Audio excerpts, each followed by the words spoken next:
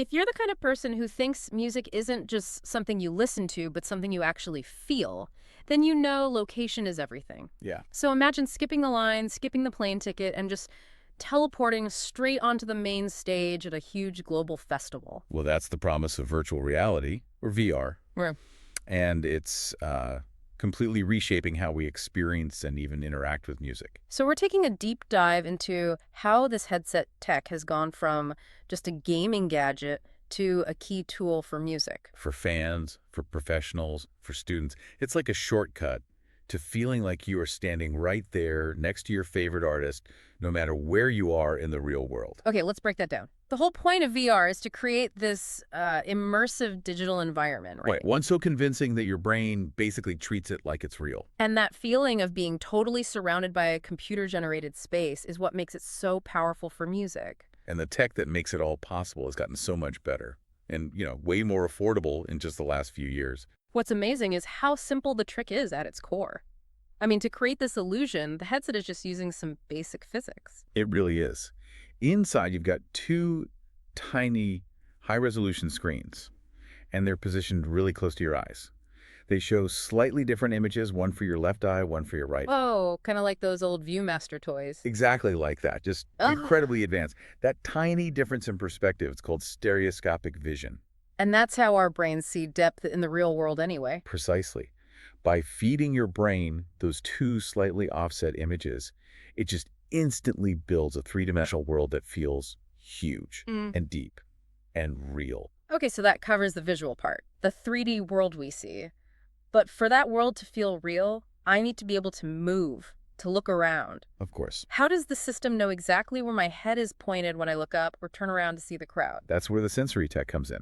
And you actually use it every day in your smartphone. Oh. Yeah, headsets use gyroscopes and accelerometers. A gyroscope measures rotation.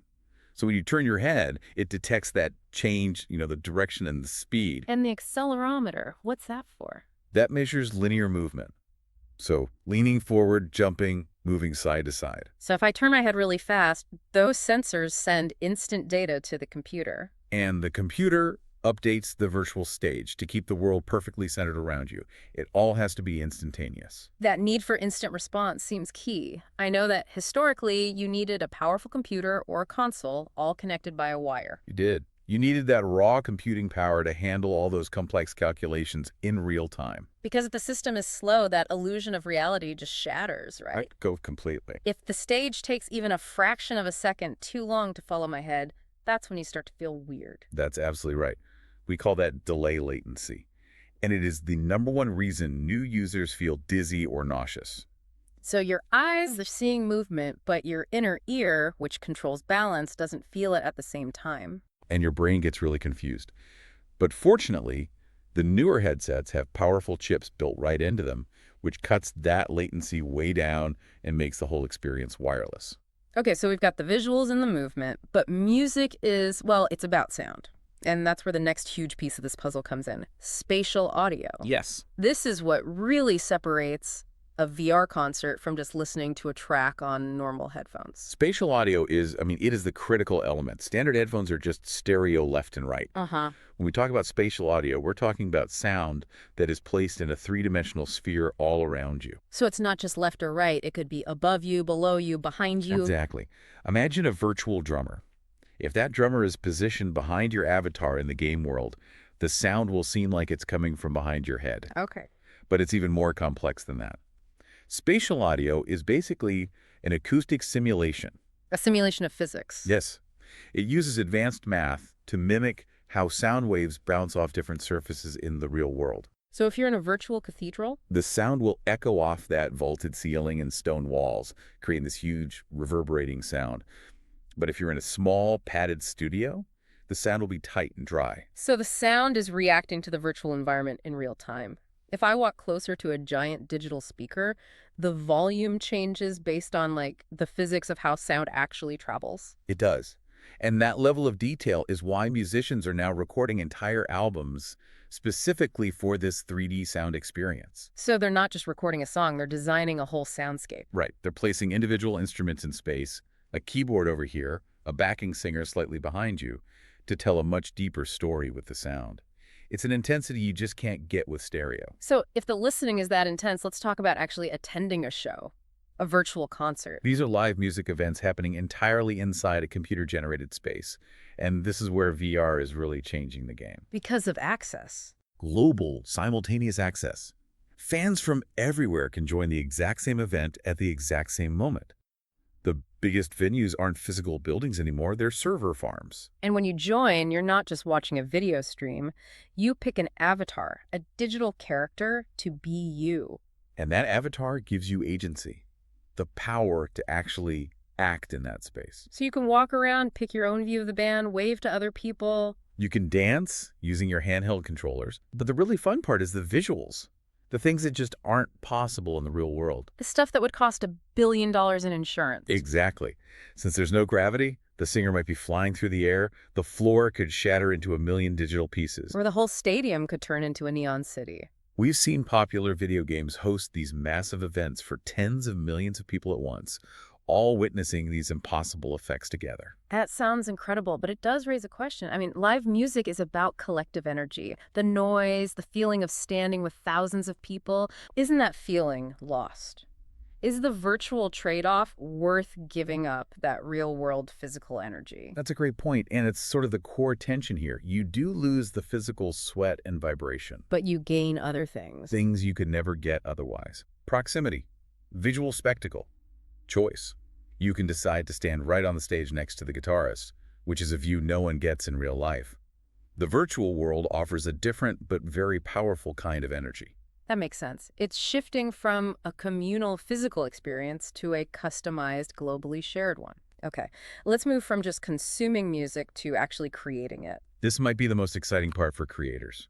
Artists use special software to design these environments from the ground up. So they're building 3D models of everything, the instruments, the lights. Even the weather, a custom sunset, digital rain. And these environments aren't just static backdrops, they're reactive. Ah, so the world itself becomes part of the show? Absolutely. A designer could make a neon city that pulses with the bass line, or a forest where the trees glow in time with a guitar melody. The whole world becomes an extension of the album art. And what if I want to play music myself? I don't need a huge, expensive instrument anymore. You can just use the same handheld controllers you use for games. Some apps let you hold them like drumsticks to play a full digital drum kit. Or use your fingers on a virtual piano. Right, and that's a huge deal. If you live in a small apartment and can't fit a real piano or a loud drum set, this is an instant way to practice. And it must be great for learning, with that instant feedback. It's fantastic. You can load up sheet music, and as you play, the software shows you, did you hit the right note? Were you on beat? It turns learning into a game, which is so much more engaging. We're also seeing a huge shift in music videos. Directors are now filming them in 360 degrees. This completely changes the power dynamic. In a normal video, the director chooses what you see. You're passive. But in a 360-degree video, you are the camera person. You can look anywhere. You could be watching the band in front of you, but then turn around 180 degrees and see this whole other performance with synchronized dancers happening behind you. That must require some pretty special cameras with lenses pointing in every direction at once. It does. It turns watching a video into an exploration. You can watch the same video 5 times and see 5 completely different things. Let's connect this to the bigger picture. VR is also becoming a really powerful training and education tool. It allows musicians to practice things that are usually logistically impossible to simulate. Give me an example of a logistics challenge. Okay, think about a conductor. They need to practice leading 60 or 80 people. Well, now they can use VR to lead a massive virtual orchestra.